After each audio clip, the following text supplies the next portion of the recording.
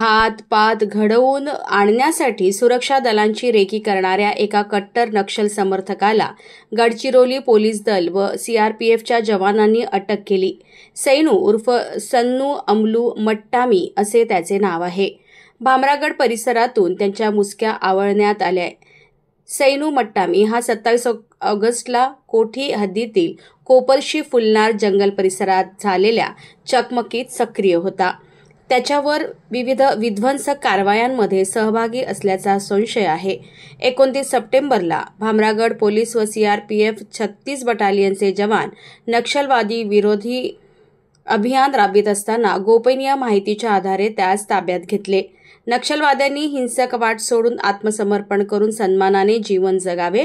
परिसरात नक्षलवाद विरोधी अभियान आणखी तीव्र करण्यात येणार आहे, असे गडचिरोलीचे पोलीस अधीक्षक निलोत्पल यांनी म्हटले आहे।